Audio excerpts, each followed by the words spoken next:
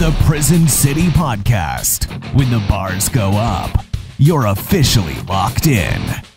Ladies and gentlemen, welcome to the Prison City Podcast. I am your unofficial host, Patrick W. Cutler, and we have I shouldn't say that word already. I'll hold that for later in the show. We have one heck of a show here today for you guys, and we're going into ghost stories. We're continuing our October theme of bizarre stuff. This week is ghost stories.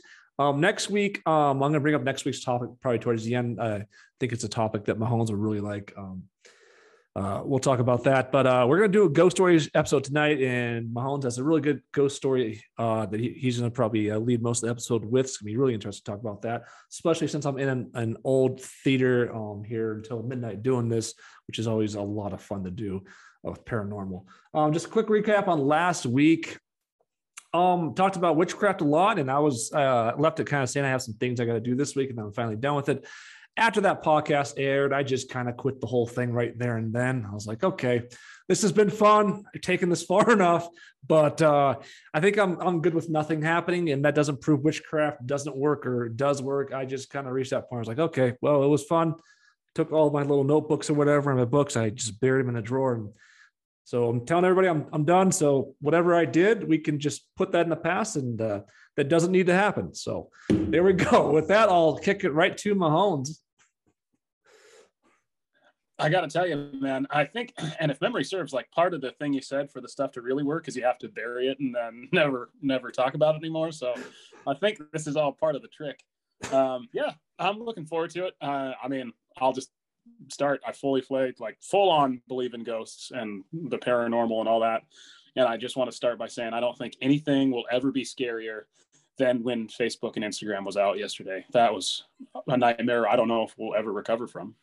I agree 1,000% with that. That was pretty creepy this past week. Oh, that was actually freaking yesterday. Anyways, Kelly. Yes, welcome everyone. 30 podcasts. This is crazy. We've made it here. Before the show, Mahoney was like, why are we still doing this? I said, I don't know, maybe, so I can see one of my best friends from high school once a week. Is that good enough reason to maybe do a podcast? I'm excited for the ghost stuff too. I probably have a few stories. I've forgotten a lot of them, but I'm sure that my memory will be sparked by the conversation tonight in the Prison City podcast. Yeah, that's one thing I forgot to mention at the very top of the broadcast is this is actually our 30th consecutive episode of the Prison City podcast, which is quite a feat considering 2 years ago, I don't think we were even thinking of doing anything remotely close to this. We've talked about the most bizarre things alive, and I hope everyone enjoys this one. And we just keep marching forward into Halloween, and then we're on fire. With that said, let's go straight to Matt Cutler here tonight. Thanks, Pat, for the introduction. I'd say, last week, just to go back to last week, talking about witchcraft and stuff, I think to sum it all up, it just came to a point where you're talking about that, and we didn't want to dive too far down the rabbit hole. So I think it came to a point where just like, I have nothing to say about that because I don't want to push the realm of this, the spiritual thing we got going on there. But with that being said, tonight, I'm ready for some good juicy ghost stories. Like Kelly, I hope I remember some on the fly. So I'm ready for some fun. Yeah, I like that. Let's not push that realm as we're literally going right back into that realm tonight. So this is how I kind of plan this out in my head for tonight is I'm going to start out. I don't have a lot of ghost stories, but I have one story that's kind of bizarre. And then I'll kind of go around to Kelly and Matt, and you guys can each tell your best ghost story. And then we'll eventually end with the ghost stories on Mahomes. We'll tell the last ghost story because his sounds just like the most messed up, fucked up. We're at least 5 minutes in, right? I could say fuck already. His sounds pretty messed up. So we'll go with his last because I think he has a really good one that he was going off a little bit on last week. So I'll just kick things off. So this isn't necessarily a ghost story, but it's a very kind of bizarre thing that might blow a lot of people's minds that are listening to this. this kind of has to do with the multiverse, multiple dimensions, multiple realities, the power of your mind. Kind of a lot of basics of this have to do with what witchcraft is kind of back behind, is just the power of your mind to make something happen, or wake up in these alternate realities where things just don't freaking make sense whatsoever. So this is one of those glitches in the Matrix stories I have. This is really fucking weird. So I'm going back. This is the last time I'm back to Alaska over the summer. I'm going back by myself. My kids are down in Montana. I'm flying back all by myself. And when you fly back, like if you've never flown like to the villages in Alaska, what happens is you go to a city like Seattle or Chicago, or wherever, and then you get direct flight to Anchorage, Alaska. And then from Anchorage, you would then get on a village bush plane to your village. Well, the way I did it was I was in Montana, so I get up super early, the flight from Montana to Seattle, and then from Seattle to Anchorage. And then from Anchorage, there's a very short layover for me, and I jump right into a bush plane and head to my village. Well, what happens though, during summers, the summer is a very busy time in Anchorage. What happens though, sometimes, or quite, no, I won't say sometimes, a lot of times your village flight to your village is canceled. So here I am, I basically, sad, barely slept at all. I mean, I got maybe an hour of sleep and got up, drove to Missoula, hit my flight, get to Anchorage. And in Anchorage, it turns out that my flight is canceled. This is about early mid-August when this happened. So it's pretty busy in Anchorage. My flight's canceled. So in Anchorage, the city is, I mean, it's over like 300,000 people. So you think 300,000 people, I mean, there's a ton of hotels there. So it's not like a major like Seattle type city, but there's a ton of hotels there, right? And I'm like, okay, my flight got canceled, no big deal. I'll just book a hotel at the last second. I go through and I start calling these hotels, and they're like, we're sold out. We're sold out. I was like, I get through about 10 of them, and they're like, we're sold out. I was like, no fucking way. So I was like, okay, well, I got like 40 options here. I get to like 20 hotels. 20 hotels are completely sold out. No rooms. 30, no rooms. 40, no rooms. 50, no rooms. I start looking at bed and breakfasts. I start looking at Airbnbs. I start looking at everything. Every fucking thing in the entire city of Anchorage is sold out somehow. Think about that. When we're talking about 60, 70 hotels, you add in bed and breakfast, like 70, 80 possible locations you could say. I just, to this day, I still cannot believe that is possible. They said there's a science fair in town or something, but that sounds impossible to me, because how could you sell out an entire fucking city of hotels? It just sounds unbelievable. Anyways, I'm getting desperate. I finally was able to rent a vehicle. I get in this vehicle, and it's like a van of some kind. And I park in the Walmart parking lot in Anchorage. It's kind of a sketchy area. And I just sit there basically thinking, okay, I'm going to go inside, maybe get a bed and sleeping bag, just sleep in this van at night, since I have nowhere to stay, which is kind of a stunning thing. If no one's ever slept, if you've never been homeless or anything, just the idea of not being able to sleep in your own bed in a parking lot in the middle of like a downtown of a city, it's kind of a really fucked up situation. So I'm on this website. It's like Hotwire or something like that, where you can, one of the tips I read online, if places are completely booked out, you go online and you just can like get a deal really quick, and they'll save these rooms set aside on these deal sites like Expedia, Hotwire, whatever. So I went on one of those sites and just kept refresh. There's got to be a fucking room just pop up. Out of fucking nowhere, a room pops up in this hotel. So I book this room in this hotel as fast as fucking possible. Put my credit card in, just boom, boom, boom, boom, boom. So I get to the hotel where I booked this room at out of nowhere. I was so fucking happy. And they're like sitting there at the front desk. I'm like, who are you? I was like, I booked a room here. And they're like, we don't have to tell you this, but our computers are like completely glitched out right now. We can't get our booking system down right. Nothing's working. And I'm like, okay. And I was like, well, I did book a room, and here's my receipt. Or whatever. I was like, okay, well, we're going to put you, if you can wait just 30 minutes, we'll get you a room. Like I wait 30 minutes. They finally get me a room, and I get checked in, or they checked me in the room, but the cards weren't working. That was it. The cards to the hotel weren't working. I check into this room and everything else. And I finally relax or whatever, go to bed. And man, it must've been like, I was really freaking tired. It was like 10:30, 11 o'clock at night. Someone's like not trying to like open the door to my hotel room, like freaking out of nowhere. Like, okay, what the hell? So I wake up and I was like, what the fuck? And then I just kind of go back to sleep, whatever. Suddenly my phone rings in my hotel room, and they're like, who is staying in this room right now? I'm like, it's me, Patrick Cutler. And I was like, oh, okay. And then they just like fucking hung up. And then I went to my hotel room that second and just locked my fucking door like tight. like super, super fucking tight. And I slept, and no one else bothered me the rest of the night, thank God. But it feels like, this hotel, when I saw it online, was sold out. And my mind was like, I just need to find a room so bad that it's almost like I made a room pop out of nowhere that was already fucking booked for somebody else. But I got it. And God knows where they stayed that night. It was just a very fucking bizarre thing that happened. Really fucking bizarre.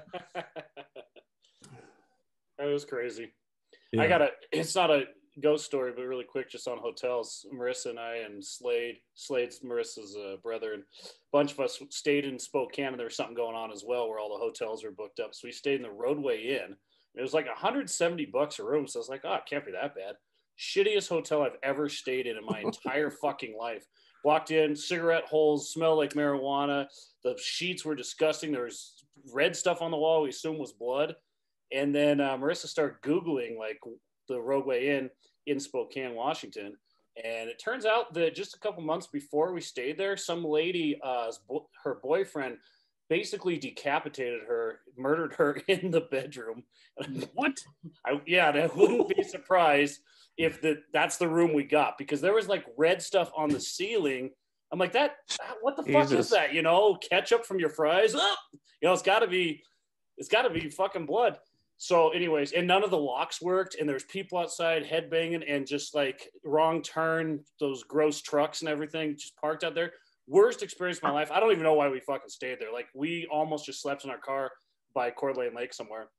So I jammed and we had a door coming into our room, from the room next to us. So I jammed 2 chairs up underneath the door handles, and like, I didn't sleep a fucking wink that night. So that's my hotel story. That just happened like a few months ago, 4 months ago. God, that's crazy. Yeah. Did you have a ghost story also? Or do you have any ghost stories? The one that came to mind first when you guys were talking about it last week was after our papa died. I was 6 years old, I think. I think I was 6 or 8. I can't remember, but I was a young kid. And I just remember he always wore those bib overalls.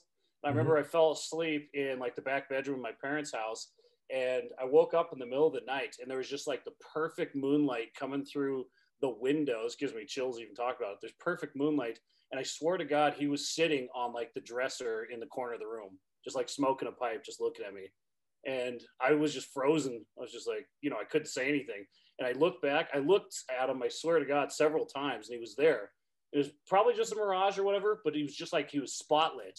And then I just shut my eyes and probably fell asleep. But I swear to God, he was sitting right fucking there. It was right after he died too. That's a little bit weird, because I had we were at the Warden High School football game in Deerwatch, Montana. And there used to be these hills above they used to be able to run around a bunch on the hills above the football field. And it was me and Andy Wongren playing up on one of the top hills, closest to like College Avenue or whatever. And we started running down the hill, and then I saw in the distance, it looked like it was right around when our grandpa died, and it looked like a ghost. They started running towards it just to see what the hell it was, and it just like freaking disappeared out of nowhere. And that was my only ghost story. I probably ever really haven't seen an actual ghost, which I never was able to identify what exactly it was. But yeah, Matt, you have a ghost story? Yeah, I have a couple, but I'll just tell one to start, I guess.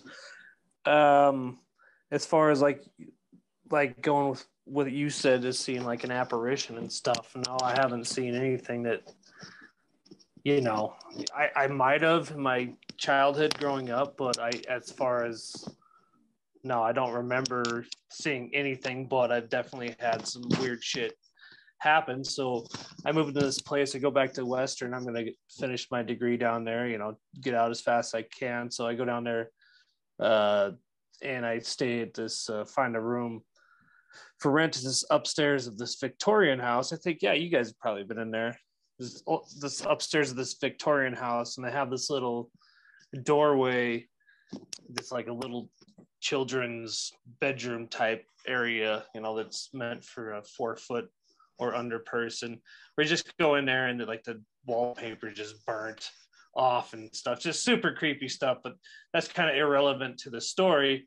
So anyway, I'm in this upstairs Victorian house, the upstairs of it, and kind of creeped out to begin with. And so I go to sleep one night, and I know there's a family downstairs, but the only staircase that goes to the top layer is from the outside. I have the key, so you can get, the only way to get upstairs is basically through the outside, which I have the only access to that. So there's a family downstairs, a wife, a husband, I think a kid or two. So I go to bed one night, and I wake up probably about 2-3 in the morning, and I just hear kids playing and stuff. And, which at first it didn't, I was like, okay, it must be the kids downstairs, till I realized, okay, this is like 3:00 in the morning on like a Tuesday, Wednesday night, which I found rather odd. And in my head, I don't know if I made it up, or it just sounded like they were running up the stairs, which was right next to me. And it was so vivid. And, at first I dismissed it, and I went to think about it. I was like, holy shit. So sure enough, I get out of bed and grab my cell phone and the light and walk around. And I'm kind of halfway freaked out, but sure enough, shine the light anywhere or everywhere. And sure enough, there was nothing there, but it freaked me the fuck out. And I don't think I slept that night, but I just told myself, you gotta, whatever, just put that out of your mind if you want to sleep in this house. And that was like early, like first couple of days I stayed there. So it freaked me the fuck out. I don't know if it was the kids downstairs or not, but who knows? That's creepy. That's creepy shit, man. That's super creepy. Almost like the kids didn't want you to be there.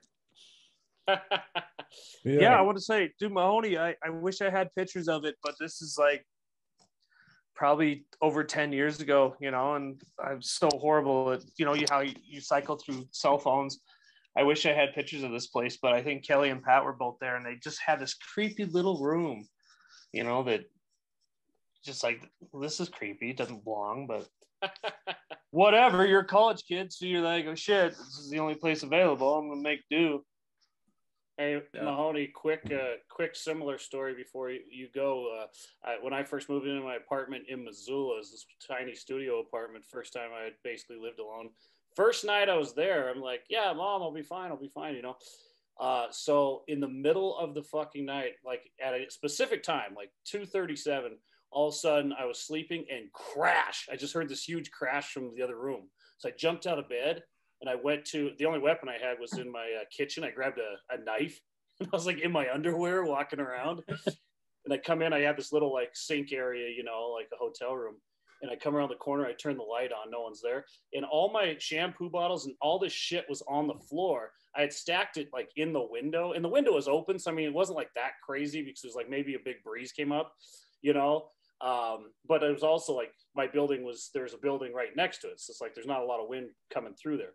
But anyways, it crashed 2:37, scared the shit out of me, got the knife and everything, put it under my bed, finally fall back asleep. So the next day my mom calls me and she's like, how are you?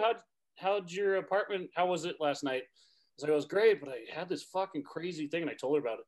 She's like, I woke up in the middle of the night. And she said the exact same time at 2:37 a.m. And I just thought like Kelly, like something happened to Kelly, like just something about mother's instincts, So that was the weirdest part of the story. Wow. That's really that is creepy. Super weird. Like that's kind of makes you think maybe it wasn't just a gust of wind, that would jolt your mom up 80 miles away. And then nothing happened there. The rest of the, I lived there for a year. You came to that apartment, It's like I lived there for a year, and nothing else happened there. So, anywho, yeah. All right. So, the big feature film here tonight is Mahone's the Ouija board tales from the Ouija board. Let's hear this. Shit. Yeah. Well, so I mean, hopefully it lives up to the feature billing. So I'll start with. So this house, I mean, anyone who's listening, anyone who wants to drive by, it's 810 Montana Avenue in Deer Lodge. We lived there for probably 4 years before we moved to the house that you guys know and remember on College Avenue. And I remember moving in. It was we had kind of moved to a lot of different houses when I first moved to Deer Lodge. So this one had like a really big backyard I thought was cool. There was always kind of just like a funky vibe. There was a big, you go in, there's like the main level, and downstairs there's a big shop. And it was actually, the guy had died probably like 3 weeks to a month before we moved in there. He was an older guy. It was actually someone we've mentioned on this podcast before, when we were watching Enigma. I said, is that Trevor Eldridge's basement? It was actually one of his granddads. That it was the house that we moved into, and he had died, and he had a bit, like, the basement was unfinished. There was one finished bedroom that my sister had, and the rest was unfinished, and a big shop in the basement. So there was things that happened there that kind of, I didn't think much of it at the time. And I remember telling my mom, or like my brother would see it too. And this is before we even did the Ouija board, is like, they had these drapes and curtains that, like, the long hanging ones, and we didn't have any animals, and they would just start moving sometimes, and like the windows weren't open. And so I was like, this is weird, and my mom's like, oh, your imagination. What, I was pretty, I don't know, third or fourth grade at the time, maybe third, I think. And so I thought it was weird, but my brother saw it. He was older, and he was old enough to not be like making that kind of shit up. So then my parents thought maybe it's the vents in the ground, so it was all the stuff that you could kind of explain away. So anyway, as I mentioned in the last episode, my sister had her friends over, and she was, I think, in high school at the time, maybe a freshman or sophomore. And they decided they wanted to do the Ouija board, and she was babysitting me. And I think my brother had one of his friends over. And so we went down into this basement, which always gave me the creeps. But, you're a little kid, unfinished basements kind of give you the creeps anyway, right? So anyway, we go down and they start playing Ouija board. I wasn't involved because I was like the annoying little brother, because I'm the youngest. But I remember watching, and they get started and they just kind of start doing, the typical bullshit, like blah, blah, blah. And then, everyone's like, no, you're moving it. And then they kind of ask some sort of serious question, like someone, I can't remember, one of my sister's friends, like, is anyone here, or are we alone tonight? And they had, only my sister's friend had her hand on it, and it started to move, but not in the direction that her hands would have made it move, if that makes sense. So like her hands were this way, and it starts moving, like it would go, if she was trying to fuck with people. And then it started going like really fast, and other people put their hands on it to see if she was like fucking around. And it just kept going like super fast. And so as a little kid, I thought maybe they were trying to fuck with me. And that's what my brother, he was old enough to, be like, okay, yeah, good one. But anyway, it starts saying, like, it starts spelling something out, and then it just goes pointing to yes, yes, yes, yes, over and over. Yes, yes, yes. So then one of my sister's friends got like creeped out, and they stopped playing, and then they went upstairs. And so that, I thought, okay, that was like kind of just a creepy thing. But then shit started, like after that, this house was terrifying. So the very next weekend, my parents were gone again. And so it was a similar setup, but this time I think just my brother had a friend over, and my sister was like just watching us, and we were playing hide and seek. And this was the first time I've ever been like this fucking scared. We're playing hide and seek, and I go to hide in the basement in my sister's room that it's finished, and I'm hiding under her bed, and I turn off the light. And it's just like you read or watching the movies. All of a sudden it gets super fucking cold. Like I remember being so cold hiding under this bed, and I thought I could hear people. I thought my brother was coming down the stairs. I figured he'd find me. It wasn't that original of a hiding spot as a little kid. So I thought I'd hear him coming down the stairs, and I just get cold, like so cold. And then for some reason, for some reason, kind of like Kelly talked about, I just kind of couldn't move. I was just kind of like, something felt weird. And I looked over, and I couldn't, like, and this is going to sound so fucking phony, but I swear to you, I look over and I see it's like almost like a hologram of something laying next to me. For me, it looked like a person, but they're like a blurry face. And I couldn't move. And the only thing I did is I just started fucking I just screamed like a little boy screamed. And so then I hear my sister come down the stairs and she's like, what the fuck are you doing? And so I told her about it. And then, whatever, she's thinks I'm just being dramatic because they had just played the Ouija board the weekend before. I tell my brother about it. He finds it like, he found the whole getting cold thing weird, but they both thought I was being dramatic. Anyway, later this night, and so this is early on in the night, later this night, we're all upstairs. And for some background, I guess, when we were younger, my parents would cut cable in the summer. So they'd force us to go play outside, like don't stay inside and watch TV. So we had a really old VHS and we were playing. And also my parents had something that was passed down from, I can't remember, one of our grandparents passed it down. It was just an antique. It didn't work at all. It's a giant radio, like a 4-foot tall wooden radio that you might see like at an antique store, like buttons that you got to push in real hard to even make it work. And even if you wanted to make it work, like there was no place to plug it in. It's just a piece of furniture. Like it's just looks cool. So anyway, and this is where it like, whatever, okay, I saw something. And so all of a sudden, like the movie stops on the VHS. And that's not, okay, maybe there was an electrical surge. So the movie stops, the fucking radio turns on. This old radio that is not plugged in, probably hasn't worked in 20 plus years, starts playing. And so then my brother and sister and my brother's friends they're like freak the fuck out because they know that radio shouldn't be playing. So my sister goes over to turn it off, or just to try, like she starts hitting buttons. It's unplugged. It's not supposed to be working. The volume goes loud, like it gets louder and louder. And so we're all freaked out, obviously. So all of a sudden that stops. And then my sister had unplugged the VHS and unplug the TV to just see, kind of the old turn off your computer, turn it back on again trick. So she'd unplug those. And then that's when this thing started playing, even though there's no real way it should be playing. And all of a sudden, the unplugged fucking TV turns on. It's just static, but it's unfucking plugged. It's not plugged in. Like, this shouldn't be happening. And so then, like, my sister ran out of the house, and me and my brother and my brother's friend are sitting there. And so for whatever reason, we just plugged the TV back in. And then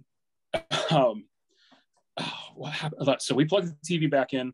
We're just kind of sitting there. And then again, with the windows, like the long shades start moving around again. So then I was out of there. I went to go get my sister, and I was like, what are we supposed to do? So then we just sat there with the lights on, like at full tilt. My parents didn't get back until like 10:30 or 11. They were out on some sort of date night or something. And we tried to explain what happens to them. And they, of course, they're just like, whatever, you guys watch a scary movie. Like, that shouldn't be happening. But they noticed that the radio dial had moved. Like it was stuck, but it had moved to a new channel. And you could still tune it, but no one had ever touched it. Because again, it's just an antique piece of furniture. And so that was like, without question, the scariest fucking night of my life. And then every now and then, while we were living there, and it was always happened when it was like either just me and my brother or me and my sister, and they'll both speak to this because it scared the shit out of them. That radio would just turn on every now and then, just randomly, and it shouldn't. Like, I don't know if I'm explaining that well enough, but it shouldn't be able to turn on, and it would turn on. It wasn't ever like that first time where it would turn on, and my sister walked towards it, and it started getting louder.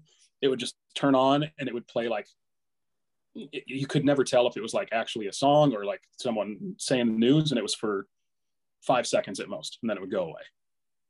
And then those shades were always fucking moving, and shit, like stuff would fall off the walls. But of course, when you're a parent, you can explain it as like, oh, Montana has a lot of earthquakes. Maybe it was a small one, or maybe we left the windows open because it was summer and a breeze, kind of like you said, Kel.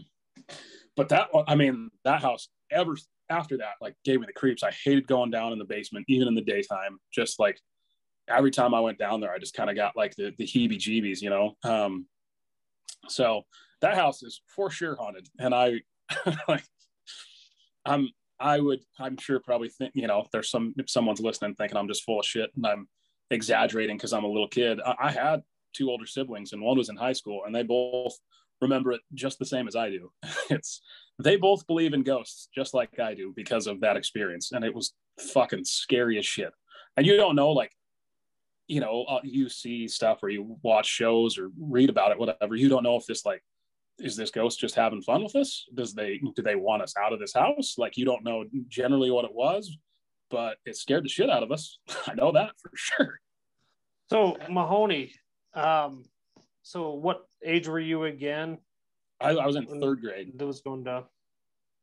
Okay, so do you remember actually having a hard time falling asleep in that house, or did it only bother you at certain times? I had a hell of a time falling asleep for like a week. The thing that was really nice is in that house, it wasn't big enough for us to like all have our own room. So I slept with my brother at the time. And, when you're a little kid, your big brother makes you feel safe. So I think that was something that probably helped. But I remember, or, you hear like, I always remember hearing creaking outside our door. There was a really old wooden floor. And so, maybe I thought someone went up to go to the bathroom or something, but that was pretty constant too. And that shit would always scare me. And usually when someone would get up to go to the bathroom, they'd turn the light on. And so it was every now and then when I'd hear what sounded like creaking footsteps and the light didn't turn on, then I'd have a hell of a time. I just remember I'd always just pull the blanket over and just lay there basically. Yeah. Well, when you're an adult, you're right. You kind of explain things away, maybe that's why we don't necessarily see ghosts or think of things. We're like, oh yeah, the curtain's moving. You don't think about it at all. You just know that there's probably some justification for it. But as a kid, all these ghost stories we're telling, you don't, that's not like my grandpa sitting there. I thought I saw that as a kid. Like, I can't explain that away as an adult because I remember seeing that as 6 years old. You know what I'm saying? I saw him sitting there. So it's like maybe there are ghosts and these things happen. And just as adults, they don't bother us as much because we're smarter, we're more wise, something like that. So we're just like, there's an explanation for everything. So we don't worry about it. But as a kid, when you don't know much, you're just like, fucking curtain move. There's no way that would move. Yeah. Maybe we're just ignorant as adults. Who knows to this shit. And the other thing that happened, that TV in our house at that time, and this is back when like having a TV that was like not that big was like really cool to have a TV. It would turn off and on kind of at random. It never happened pre-Ouija board, post-Ouija board, it would happen all the time. And that my parents just thought it was like shoddy electrical in the TV, but it was like, okay, I have a very distinct timeline of this never happening.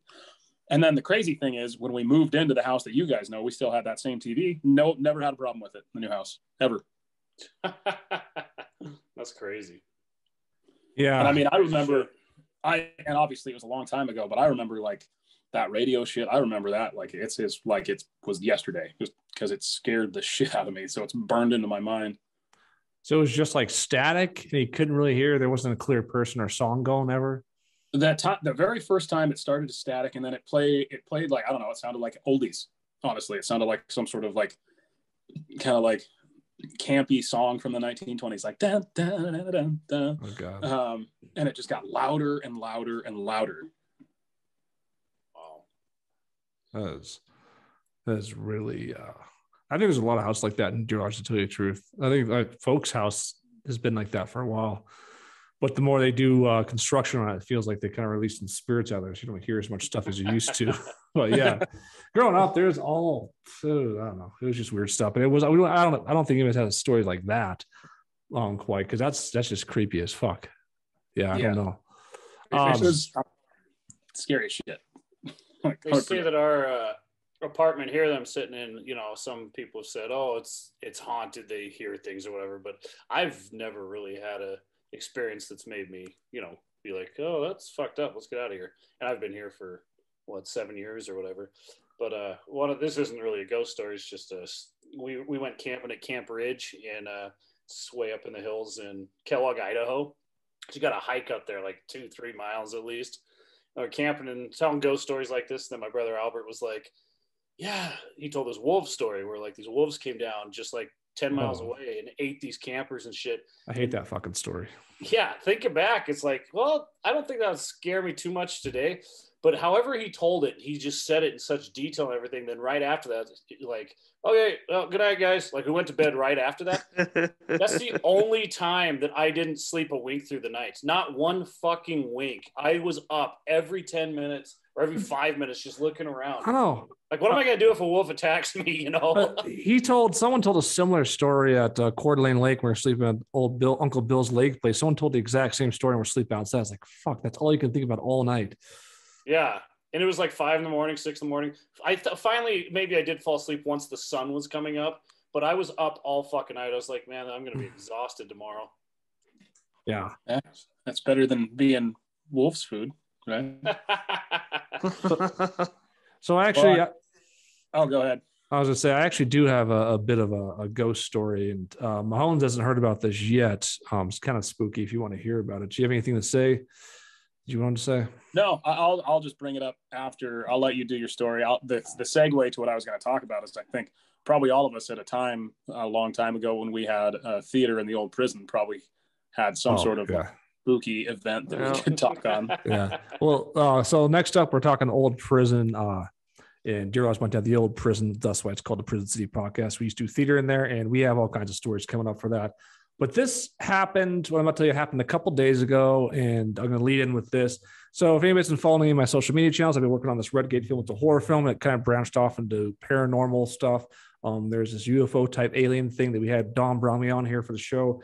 The image he caught on a trail cam in this Redgate area outside of Durant, it's been all over the news. It's been a big deal. So I've been up in the hills in this super high level paranormal activity. I've actually had psychics confirm to me that there's been a lot of activity in the area. And as I'm still working on this film, it's been over a year since I've been working on it. And a couple of days ago, actually 2 days ago, it was Sunday night, we went up to a location, kind of this Redgate area, to check some of these trail cams. And we wanted to shoot some video on this and try to do some things with this trail cams to see if we could catch anything or whatnot. And basically, we're shooting video at each trail cam. The first one, we shot video out for a little while. They went to a second one, which is a little bit higher. They went to a third one, a little bit higher. And then at the third one, I got the video off the trail cam, put it on my computer. Second one, got the video off the trail cam, put my camera as we're going down. It's like pitch black out as we're going down. And part of the backstory is the original alien that Don Bromley caught on his trail cam completely fried that trail cam. And he had to get a brand new battery and everything. So here we are getting to this last trail cam here, and all the other trail cams work fine, perfectly fine. Got the footage off fine. We get to this trail cam, and I get the SD card out or whatever. I put my computer, I slap in, and it's like, let's look at the video that we just captured, like an hour ago or whatever. And I put the SD card in my computer, and I look at it, and there's nothing, like no video, no pictures, nothing. And I know for a fact we recorded stuff. So I go to Don's like, hey, there's nothing on this. I don't know why there's nothing on this. Let's just record this. Let's record some stuff again and see what happens.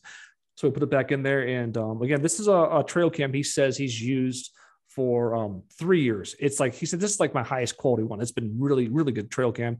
No issues whatsoever. We got to put it back in there, record some more video and stuff. And again, put it back in my computer. Nothing is on the SD card. We know for a fact this time they recorded. So then we do it again, nothing. So finally I'm like, okay, let's just do some pictures, see if we can get some pictures off this trail cam. Do a couple pictures or whatever, put it back in. Again, nothing. And he's like, I have no idea what's wrong with this. This is really bizarre and creepy because this thing works all the time. There's no reason this trail cam should not suddenly function at all. So we finally just say, fuck it, let's get out of here. We left.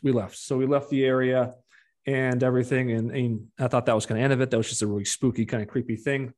So 4 hours after we leave the area, he gets this image sent from one of his trail cameras in the area we were just in. And this one has like a wire signal that sends it to a cell phone or whatever.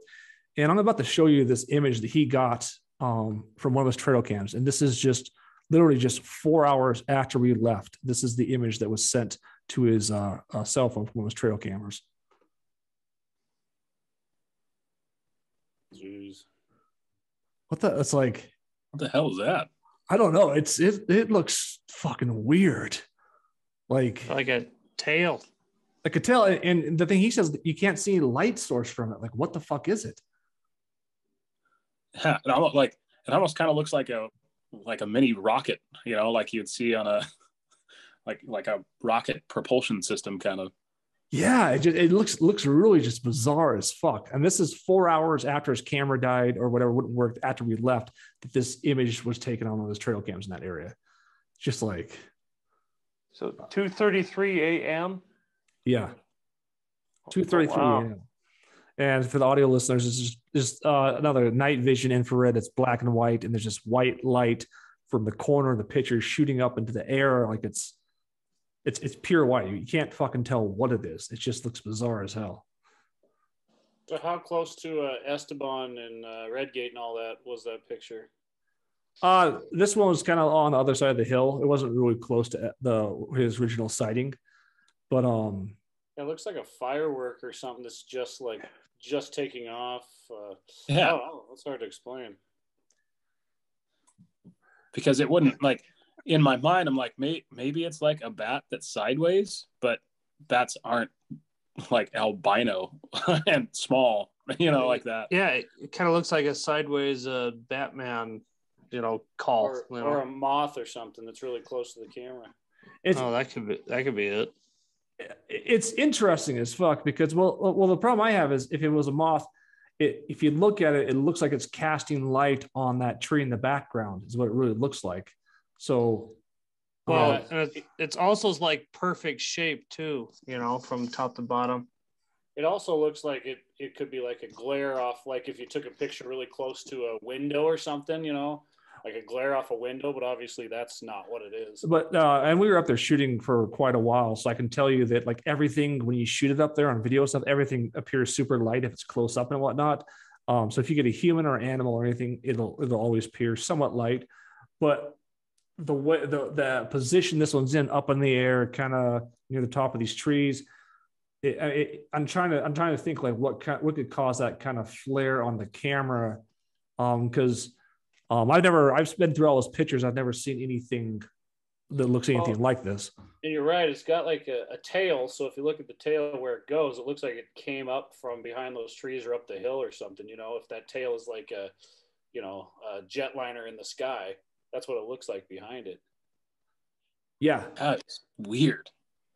Is he going to try that other trail cam that didn't do anything? Is he just going to try that in another area and see if it works? We're actually, I asked him if he could check on it this week because we're going to go back up Friday to that area and try to see if we can get that trail cam to work. Because I actually really did want to see what the footage looked like at that camera. But we're I don't know. We left it there. He reset up and we left it there. So we're gonna go back up there Friday and see what happened. But I don't know. It's just fucking weird because that he said that camera. I mean, I've seen photos off that camera and it works fucking fine. It just stopped working out of nowhere. And you can't really make much sense of it.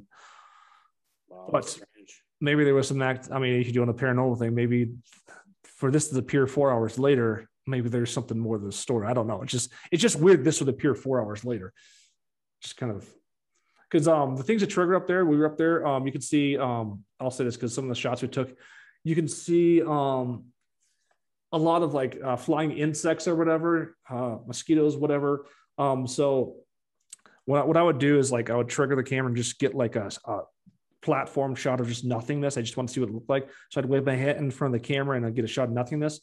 And I would see on the video, it almost looked like snow. So just like you could see the bugs flying across the camera so fast. But none of them appeared like that or anything close to what that is. And there's no, moths moths are attracted to light. Well, this thing doesn't give off any light. It has to be triggered to give off any light at all. And this is like the only photo that was taken here of this. That's the other thing I was going to say is if it was triggered, if there was like someone else's camera or someone else's something, I don't do this shit, but if they had a camera on that tree or a tree behind it somewhere down there and they kind of triggered each other and their lights kind of met in the middle or whatever, that might cause the light source, but then again, you would have to have something that triggered both of them too, or one of them or whatever. Yeah. But you don't see any animals or anything down there. Yeah. I don't know. Let's say, unless something like fell in front of the camera that reciprocated that light at the exact same instant. Was there a picture after this picture? Did you guys check if there is a picture after this one? He only sent me this one, so I'm gonna have to contact him and see what he thinks of this. But he just sent me this yesterday, and he was like, "Yeah," I was like, "This is in the same area." He's like, "Yeah," I was like, "That's bizarre as fuck." After what we kind of experienced that night. What if that was Esteban? That really was an alien, and this is like months later or years later, I guess. Finally, his capsule came down, picked him up, and they got a picture of it taken off. What if it actually did connect and no one believes you? He's the most photographed alien of all time. He's just a fucking idiot. Get in the car. Get in the car.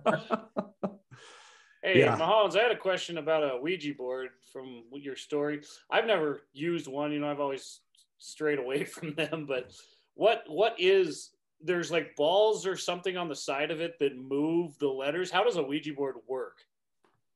So it's like a kind of like a diamond shaped thing, and it's got 3 points on the bottom that are it's just felt. There's no balls or anything. Because I remember playing with it, like, as not really like doing anything, just moving around, like spelling out my name and shit, not like trying to summon the devil or whatever. What are the letters? Can you touch the letters, or are they like underneath the glass? No.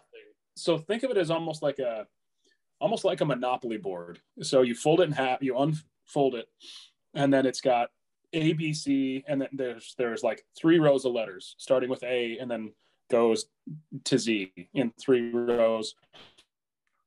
And then there's numbers above the letters 1 through 0.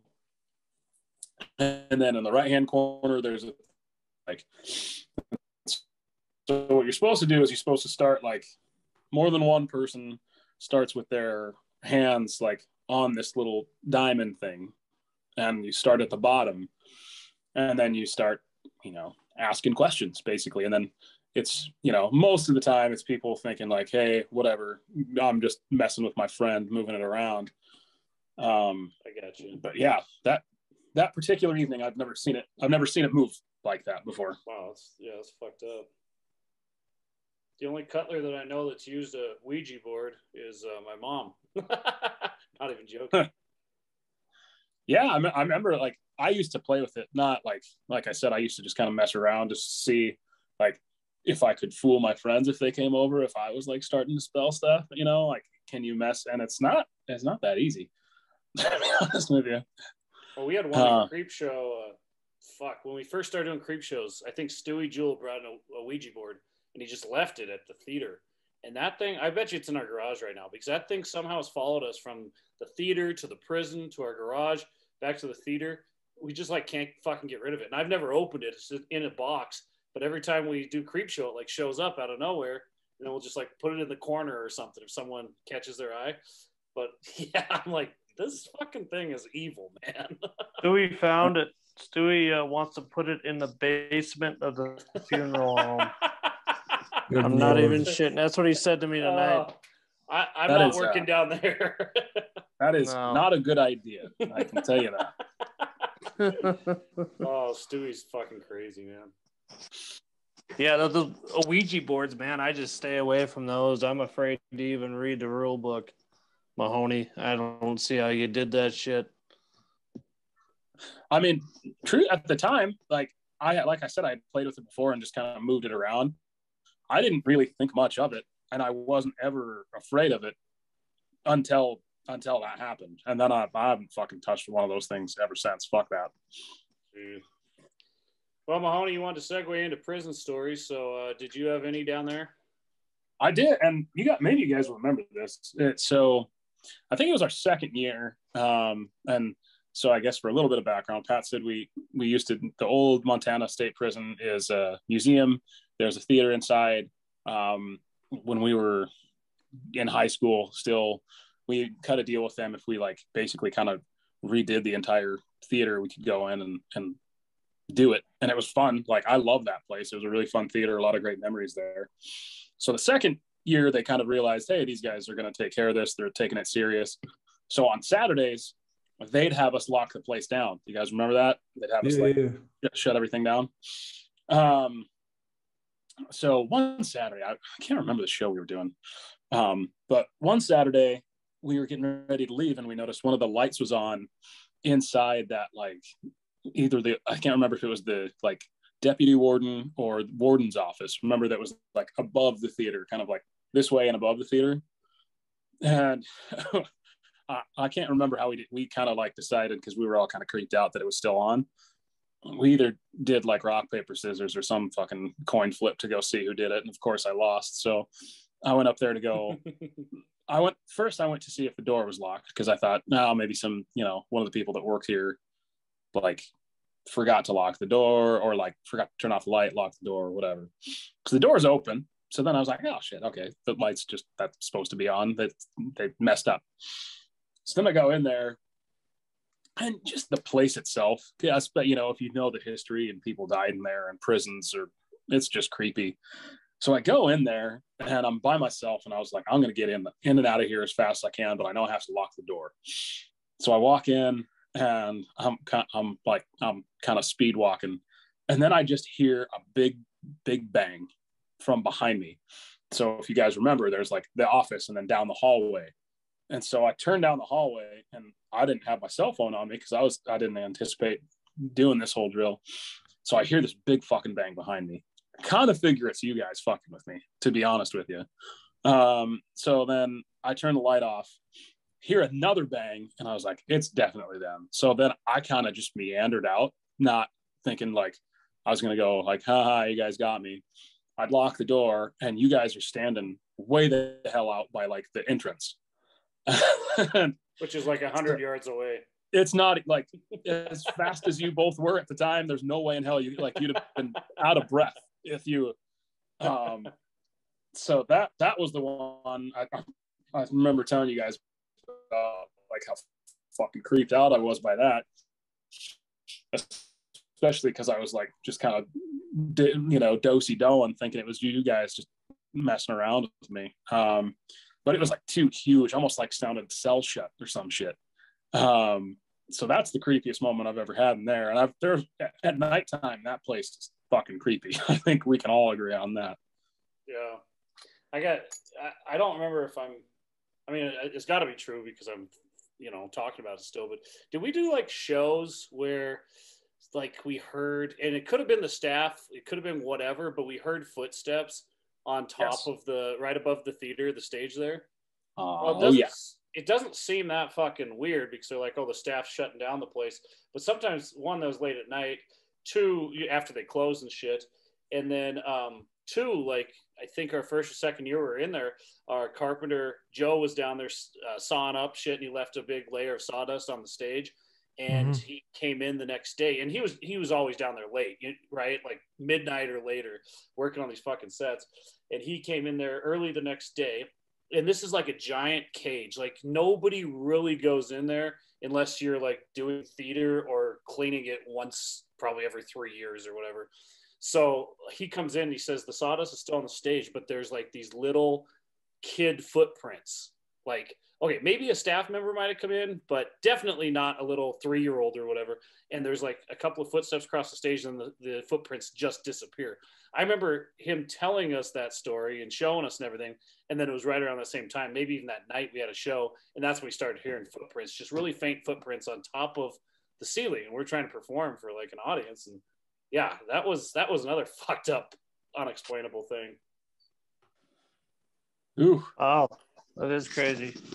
I got a couple stories, but this one, I guess, just as a creepy story. I didn't really see anything or experience anything, but this is back in the day where we had keys and we had cell phones, but cell phones didn't have like the flashlights and stuff. Now that they do, you know what I'm saying? So I remember leaving the keys inside the theater, like, oh shit, I gotta go. I left the keys in the back dressing room behind the Gunport Theater. So I have to get these to lock up the outside, or basically so like we can have a way in tomorrow. So I was like, okay, whatever. I think I was just there with one other person. I was like, okay, I'll go grab them. You wait here. So I walked my ass through the courtyard, through the downstairs of the theater, that little walkway, completely in the dark, because this is right after the staff people shut off the breakers. So there was nothing on but emergency lights. And I remember walking into the back of the theater in the pitch dark and finding those keys. And I remember getting out of that place like, oh my God, this is so freaking terrifying, this whole fucking place. Because they already turned the breakers off. And back then, cell phones were not like they are today. You know, they didn't provide a whole lot of light like they do nowadays. It was creepy. Walking into the prison at night, so I'd always go in there by myself too because I forgot something or whatever. I always felt like that cocky guy off 13 Ghosts, you know, just walking through the basement. And nice tits to that one lady. Mahoney's right. He just kind of swiftly walked through because he wanted to get out of there quickly. But yeah, I definitely went into that old prison by myself on several occasions just to grab something to shut a light off, to lock a door, whatever it might have been. And I think you just get used to it. But it's a fucking castle. It's cold and dark and scary, man. You ever have anything there, Pat? You ever have anything that creeped you out there? I mean, that place, anytime it was at night and it was just like a few of us there, I always felt like, man, this place fucking creepy. I thought what people would comment a lot when we were down there was that we were doing our plays and stuff. And I'd heard this comment so many times. We'd be in like the second act of the play and people could sit there and say, yeah, we heard people like walking around that sound like they're on top of the roof or the ceiling or something like that, and they're just like walking around and stuff. You're hearing that comment a lot? Yeah, I remember one. I can't remember. Again, I can't. We were doing a musical and it was a night show, and I remember someone came up to me at intermission and was like, "Will you tell?" It was one of our longtime like fans that used to come to all those shows, and was like, "Will you tell the cast that's not in this to stop, you know, I don't, if you guys are drinking on the roof or what are you doing?" I was like, everyone's in the back. Like, no one's on the roof. No, that happened a lot of shows. I definitely heard that. Well, you've had those paranormal guys come in. Remember, they do a ghost tours with their EVP equipment and stuff. So we just happened to be doing a show before they did their ghost tour later that night, and they watched the show, and apparently they noticed like a couple doors that were opening themselves in the unnatural swinging motion. Like some doors naturally just, okay, you can tell, but these doors were meant to go like the other way, I guess. So, and they were like swinging the opposite of what gravity would suggest.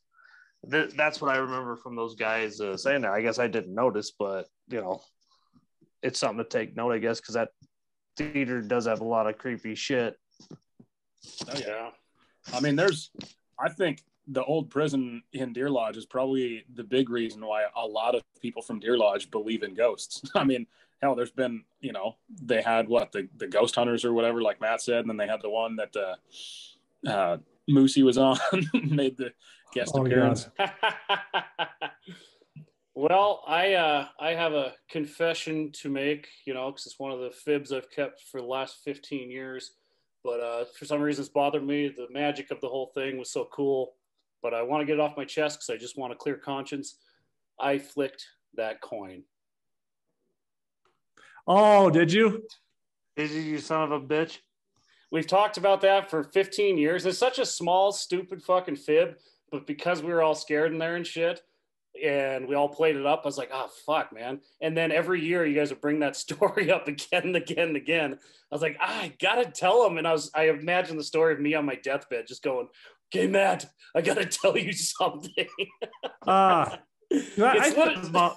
Literally like the only stupid white lie that I've kept forever. I'm like, I got to get this off my chest just because I'm an honest person. I thought forever though, like someone actually dropped it simply because the sound of it was like right down the line from someone behind me because I was kind of up front. So I thought for sure, yeah, all these years I thought for sure someone dropped it. It's like, there's no way. Maybe someone, I thought you guys were going to tell that story. I was like, you know what? I'm just going to wipe my conscience clean on the prison. When you talked about ghosts last week, Like, I'm just gonna fucking tell the truth on the Prison City podcast, because even white lies just fucking like bother me, and that was one of the bigger ones. But no one's told it. So does anybody want to tell that story, and then I'll kind of tell you my version? Well, Go ahead, Pat, if you yeah, want to. the story is we're down at the old prison doing our own tour at night. We had keys again. And basically what happened was we went down there and we're going through the cell block area. So the cell block area in the old Montana State Prison is super freaking scary in the dark at night. And we're going there and it's just creepy as hell. And we're getting towards the end of the cell block. And we're just kind of like going super slow. We were like huddled together too. Yeah, huddled super close together. Like there's 4 or 5 of us against the wall, just huddled super close together. And right at the end, all of a sudden, we hear like a coin drop. And I was like, "Was that you? No. Was that you? No. Was that you? No." So then we all kind of pause for a second. We're like, "Oh!" We start yelling, and we all just freaking take off and just bolt through the entire rest of it of the old prison, run out through the cell block and everything, and run back into our cars, which is a long freaking run. Then we end up staying out of town that night. We all thought it was like a ghost or something. So the next day we show up at the old prison, and we go through and we go through where that happened at, and it happened right outside Turkey Pete's cell, where he has a bunch of coins on his bed. And we found the coin too. Yeah, we found the coin that Kelly had, dropped now. But yeah, we found the coin too. So like, how creepy is that? It was the actual coin. It was dropped. I don't know if Kelly knew that at the time. If you knew, you're right by. No, and I was gonna say the whole tour, like all the weird shit that was happening, because there's more than just that fucking coin. Yeah. That was just the climax. Like all the bars screeching and all the shit that we heard and all the stories we told. The only thing that I did was when we were grouped up, I was like, this is scary as fuck. And then I was in my pocket and I had like a quarter or a dime or whatever. I was like, and I kind of flicked it, and then it went ting, and then everyone just freaked out. And I was like, oh shit, man, we gotta enjoy this scare for a while. And then after that I was just like, man, I gotta fucking come clean on that one. Such a stupid thing. But you know who I need to text right now is Austin Anderson. He texts me like once every 5 years. Did you flick the coin? I was like, no, man, I didn't. He was with us? Yeah, wasn't he? I thought it was Jason. No, he wasn't with us. It was Jason Johns. It was Jason Johns. There was someone from that. There was like an Austin Anderson or a TJ Kerr, one of those guys, because they bring it up every time I see him. I swear to God, it's Austin Anderson. It's not Austin. It might be somebody else. I didn't know who Austin was back then.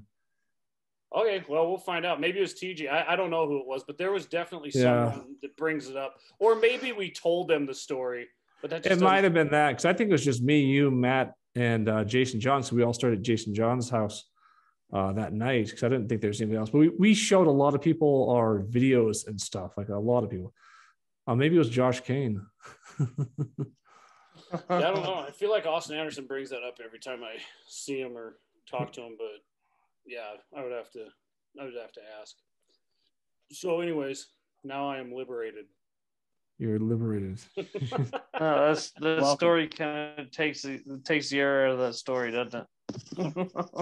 Yeah, that's why I never want to say anything. But I was like, you know what? Fuck it. Like, we're doing ghosts, and again, like I don't carry very many things like that. Like, man, even how silly it is, I don't carry very many things where it's like I gotta like say this. But that one I was just like, it's just such a stupid fucking fib. Get it off your shoulders, because like this is going on 15 years now. You don't need to harbor this anymore. I am enlightened. Look at you. The weight of the world is off your shoulders, Turkey Pete. That's freaking funny. So with that said, is there any other ghost stories that are fucked up that I mean, that's my biggest ones for sure. I honestly thought you were about to tell me that you were the one shaking the bars and somehow made it out there. So No, honestly, when you told that story, I was thinking like, cause like that really does sound like something we do, but no memory comes to my recollection of that story at all. Actually, I don't even remember you telling that story till tonight. You guys were just so fucking far away.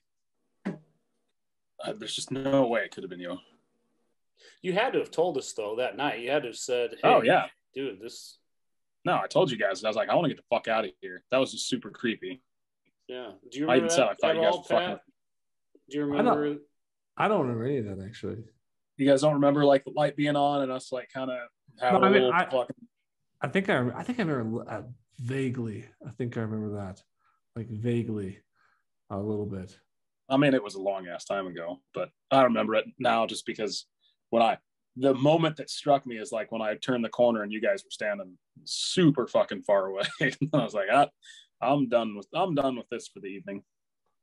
Well, we fucked with each other all the time. I mean, we're in a prison doing theater, you know, like we'd slam doors and rattle the cages and shit. We did stuff like that all the time. But for somebody to legitimately be like, you know, scared or remember a story to this day, it was probably pretty significant. And it's like, if someone was also fucking with you, they probably remember like, oh yeah, I think we were banging on the bars or whatever, you know. But I don't even remember you telling that story ever. And I'm surprised that you never told us the Ouija board story. Because I don't think you've said that one ever to us, have you? I thought I said that out on our float trip a long time ago. I thought that's why I don't remember it. Yeah.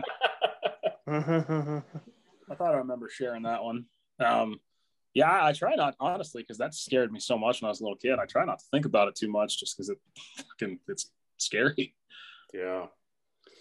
Well, I got one more story. It's not really a ghost story. It's just fucked up. I probably told you guys, but yeah. So Marissa and I, a year and a half ago, we were hanging out watching scary movies, and she had like a nerd rope that was like weed, you know, that came from Spokane or something. Somebody gave it to her.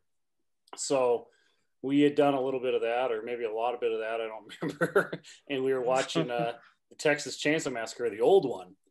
And anyways, that's a fucked up movie, you know, and she fell asleep. So I'm just watching it high out of my gourd, you know, just watching this shit. And then all of a sudden, you know, when like they're zooming in on the lady's eyes and they're eating dinner together and shit, Marissa just woke up freaking out. Oh shit. Just in bed, like somebody was attacking her. And I'm high. So I'm like, calm down. It's like, what's going on? Normal me just be like, hey, you had a bad dream. We're okay. But I settled her down, and then my mind just started going. I was like, and I heard something in the living room, and I'm like, someone's breaking in. And it took everything I had not to go in my closet where I have a gun locked away. This is the only time I've ever thought this. Like, grab your gun, man. You're going to have to defend this house tonight. So I had to talk myself out of it. I had to be like, dude, no, you're fucking, like, you did the stupid nerd rope. You're high. You're fine. And anyways, I'm glad that nothing crazy happened. But yeah, that taught me my lesson. Like, I don't ever want to be like that paranoid or whatever again. You know, I hate that feeling where you literally got to tell yourself you're just high. You know, you got to convince yourself you're high. That's where I kind of like when people try to tell me, oh, marijuana is completely 100% safe. Bullshit, it is. Bullshit. You can overdose on anything. There's been since marijuana got legalized, there's a player for the Miami Heat actually that had too much marijuana, started freaking out and stuff. They had to take him to the hospital. They couldn't. He actually missed a game because of he freaked out on marijuana on like an airplane or something like that. I can't remember who that was. But yeah, I've been there in yeah, man. I was over a year or so ago when I was in the folks' house by myself, and I had a little something, and I didn't think I had that much. And freaking like, yeah, it hit you like an hour later. Like you're just like, whoa, calm down. You're high. You can do this. You're just like hoping the time flies off. You know, when you're super, super high, you're just like, man, this time's gonna fly off. It's gonna happen in like an hour or two. I'm gonna be fine. And then you're like, you run around the house for like a fucking hour straight. Then you look at the clock, and 5 minutes have ticked off the clock. Oh, dude, it is such a nightmare. And it is a nightmare. It's a fucking nightmare from hell. I'll tell you what. If I take a puff or if I pop an edible out in Seattle or something, you know, I won't drive. Like, I'm like, I can't. Like, it seems like a video game, and you shouldn't be fucking driving. You know, if all of our brains, all of our chemistry is different, but like for me, it's like if it's looking like Mario Kart, I'm in big trouble. Because that means I can bounce off the sides and You're throwing bananas out the window. And I don't know how this transformed into this. It was just a scary moment. That's a good segue. Yeah. It's funny, like you guys. I mean, I'm comfortable enough to admit, you know, shit. I'm in my mid 30s, and there's still times where I'll watch a scary movie late at night, and then I'll be like, I think I might leave the bathroom light on tonight for a little bit. You know, like kind of get creeped out still. It depends on the movie for me, because I still think most scary movies are kind of fucking stupid, to tell you the truth. Oh, they're not stupid, but they don't scare me very much. But they're not realistic. That's, you know, yeah. It's the ones that are like, if it's realistic, I'm like, that fucking creepy. You do like shows like, I would say the first Conjuring, like demonic possession shit, that stuff. Like, then I'm thinking in my bed, like when I went to the East West Shrine game, people thought I was up reading Bible stories or something. Then the kid I went to at the University where I played football later that fall in college, I was like, no, I was literally up there reading a book about the first original exorcism that The Exorcist is based on.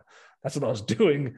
He's like, oh, you read about demons? Like, yeah, that's exactly what I was reading about. But I'd read that by myself at night in my dorm room, then shut off the light or whatever and go to bed. I don't think I had a roommate there at the time, a lot of those nights. And yeah, it was fucking creepy as hell, just sitting there in the dark, just like having that shit go through your head. Fucking demonic possession shit, that scares the fucking shit out of you.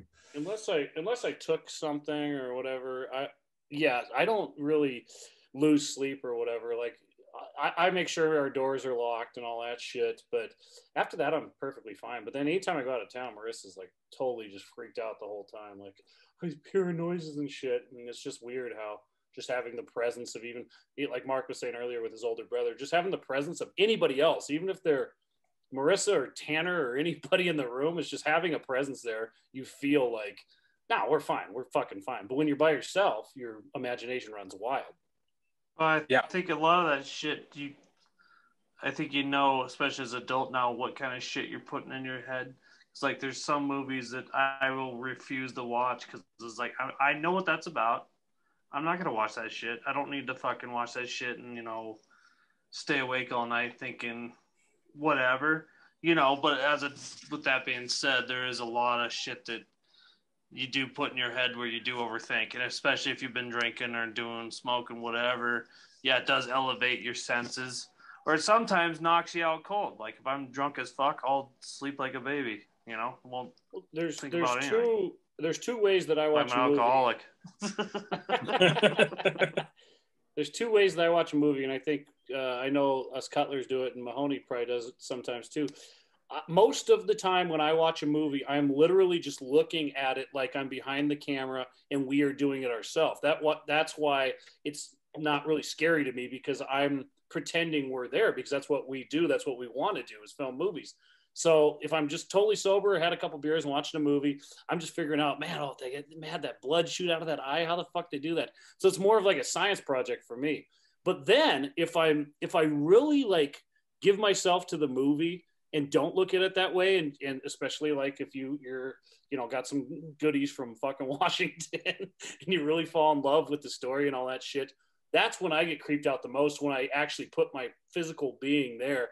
Texas Chainsaw Massacre, I'm like, oh my God, I would be exhausted if I ran that hard. But I don't watch movies like that often, because I'm just too, I want to educate myself every time I watch something to make what we're trying to do better. You know, I know Pat watched them that way, and I'm sure you two do. Sometimes I try and like force myself to not watch. It's easier, especially with like horror movies, because like Pat said, a lot of them aren't super well made if you are into the genre like we are. So a lot of times it's like, wow, that line sucked, or this lighting's terrible, you know, so like little things like that. But I try to go into it just being like, and turn your fucking head off and just enjoy the movie for a second. Right. Yeah. Well, the two scariest movies I've ever seen, they kept me up all night long.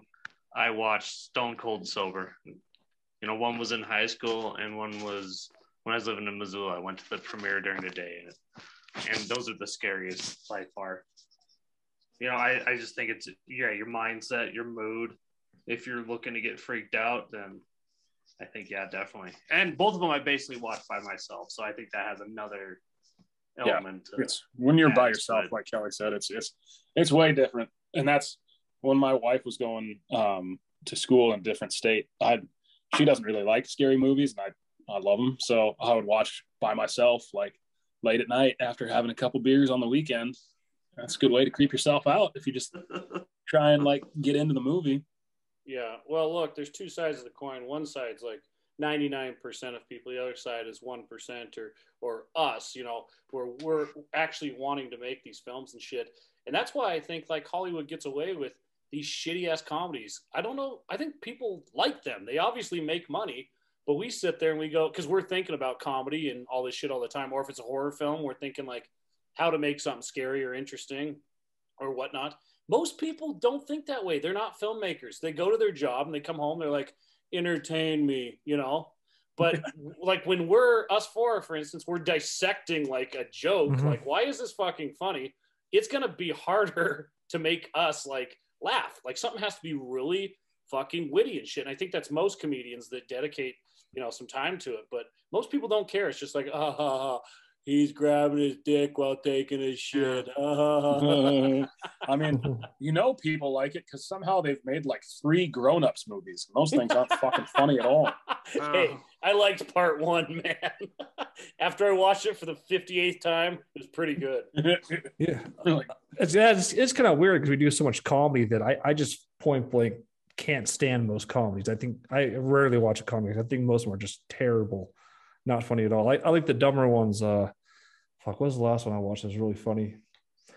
I don't know. There's like a handful that come out every couple of years where I'm like, that was really freaking stupid and funny, like Step Brothers or something like that. That's kind of like my style of comedy. Believe it or not, Step Brothers and stupid shit like that and Family Guy, this is highbrow comedy. Most people they're not into this, you know, so I don't want to call them ignorant. They're just not educated in this. So they think it's lowbrow, potty humor, blah, blah, blah. But you watch Family Guy, man, Marissa's had it on, the last month, and I just even fall asleep laughing to it because I'm like, that is so fucking funny. Like, they thought that one out so hardcore. And most people would just be like, oh, another poop joke. I was like, yeah, but you know what I'm saying? Like, there's a highbrow and a lowbrow comedy preference that most people don't even realize how good like Step Brothers actually was, you know? Yeah. I'll just say, if you haven't seen that one with Robert De Niro, Bad Grandpa, that's like my type of comedy. Zac Efron? Yeah, that thing's freaking. That one's hilarious. That's freaking funny. That's my style of comedy. That's freaking good. But yeah, there's not a lot for me. Yeah. Mad Dad, you know, we're like, yeah, it's a dark comedy. Most people or some people would watch it and go, that's just so fucked up, or this is so morbid. This is a horror film. I'm like, no, it's a comedy. No, it's a horror film. I didn't get it. What don't you get? I had people preview that. I tell you that, Miles, I probably told you a while back. I submitted that to a TV film festival type thing in Pittsburgh. It was a township outside of Pittsburgh. And I got I wish I would have demanded that he gave me that interview right off the bat, because he interviewed me fully, recorded the entire thing, and then he never aired the interview. And I was just like, could I at least get like the tape of it or a tape for myself? And he never gave it to me. He was like, oh, I lost it or something like that. But he was it all the time. It's like, your character, I just didn't get what Mad Dad, your characters are just crazy and they're out of control. And I don't, it's like, it's not the point of the movie. You want super conservative characters that do nothing. I mean, it's not called Normal Dad. Yeah. The comedy about a father who abuses his son. That was like the back cover of it. Steve Sandwich just laughed so hard at that. Has that guy in Pittsburgh never fucking seen a movie in his life? I mean, look, you name a plot line and it's out there. There's Rubber, you know, the story about a tire, for God's sakes. Just because Rubber exists, you know, anything in your fucking head that you want to write or produce or film, any fucking thing will go if you believe in it, if you think it's funny. Because it's basically already out there in some form. And Rubber is actually pretty good. I liked Rubber. I liked Rubber too, yeah. I've never Trojan Rubber. I should have wore one, and then we wouldn't have Tanner on the face of the earth. Yeah, well, I know if I would have wore That makes no sense. Just wearing one, thinking about witchcraft. one thinking about witchcraft 5 years ago. Yeah, you put it on 5 years ago, and you just put that out there. Your positive mind. Put that.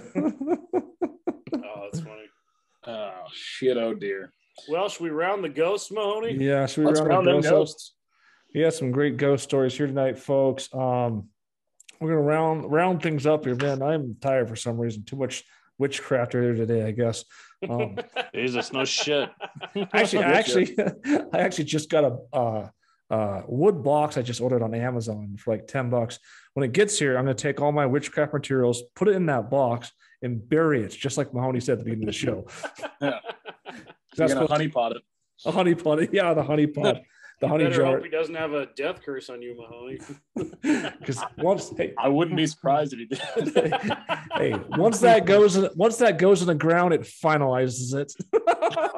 He's like, oh, Mahoney promised all this shit during Enigma. He's getting a fucking 1099 death curse.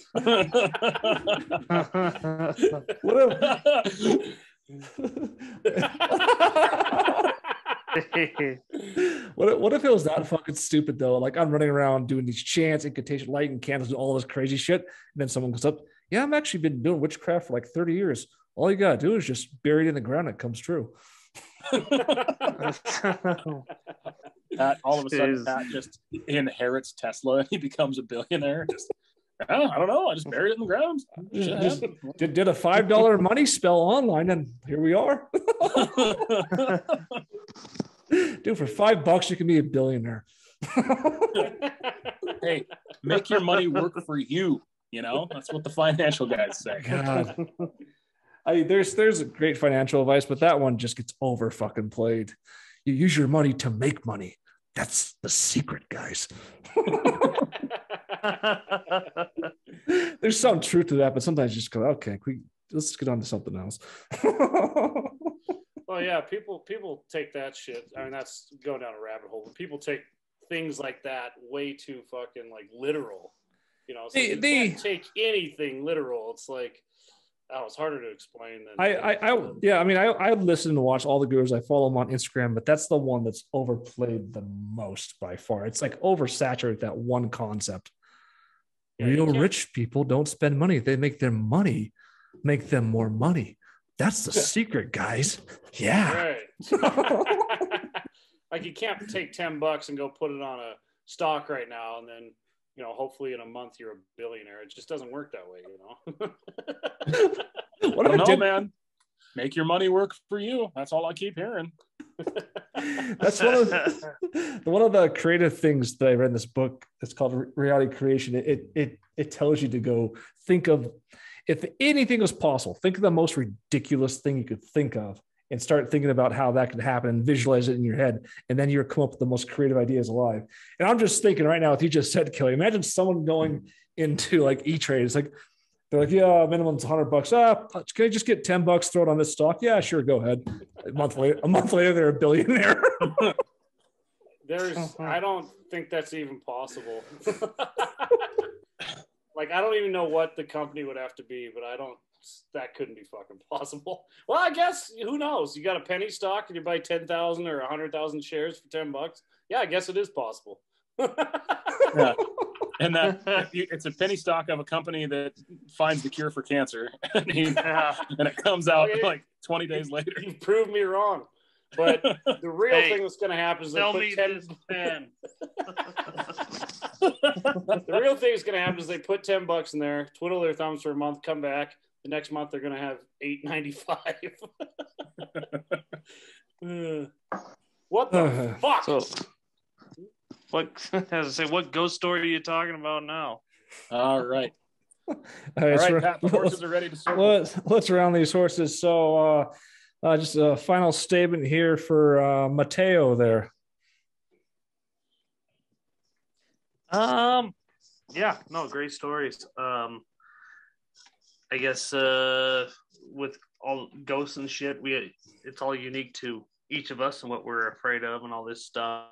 And all these ghost hunter things on Discovery Channel and all this shit, they're about as meaningless as that prison story with the coin now that Kelly ruined my best ghost story ever. And I'm kind of glad I didn't tell it before he came clean, because I would have looked like a fucking idiot.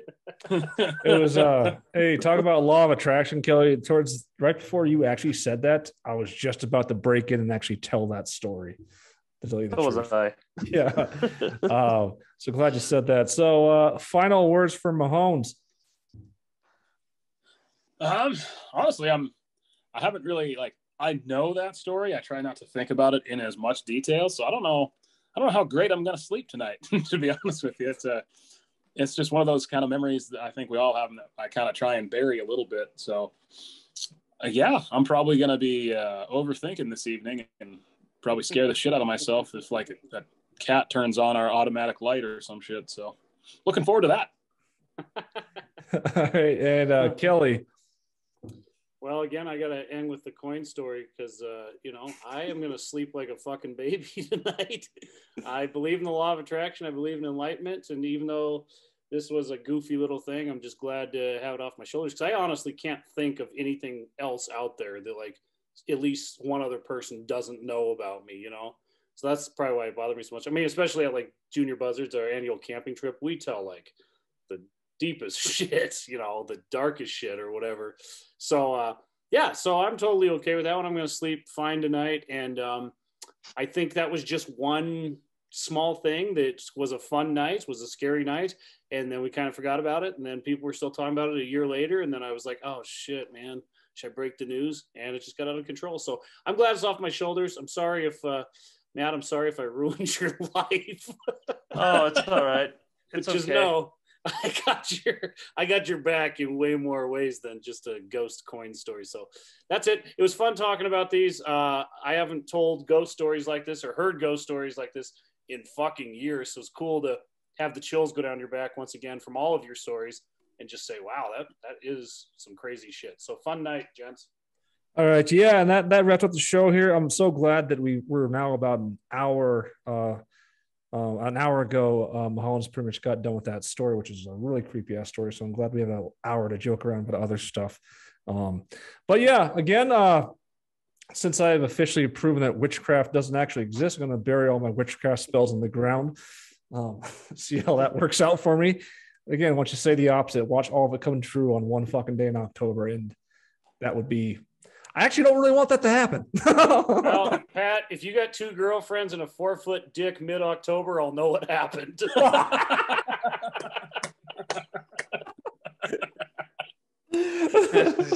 Jeez. He's not wrong, folks. Speaking of which, I think we'll report anything that happens if this creep show does go up in the funeral home like possible. Mahoney will let you know if anything creepy happens. Please do. I'm pretty sure. Yeah, that's the last. I anticipate it will. That's the last thing we didn't go into. We were earlier, but we're doing our annual creep show. We do an annual creep show here at Cutler Brothers Productions, and this year there's some renovations being done in the theater, so we're moving this creep show to a funeral home. The person that owned it recently passed away several months back, and it was unfortunate. How ironic that that space just kind of opens up for us suddenly for a haunted creep show. So it's gonna be a scary month, I think, for a lot of us. I got witchcraft going on. Mahomes has no sleep tonight with his old. I can't wait for radios to turn on in his house that don't exist. Jesus. So with all that said, it's been a creepy October, and next week we're gonna go to a very much lighter topic. Next week we're gonna talk about demonic possession.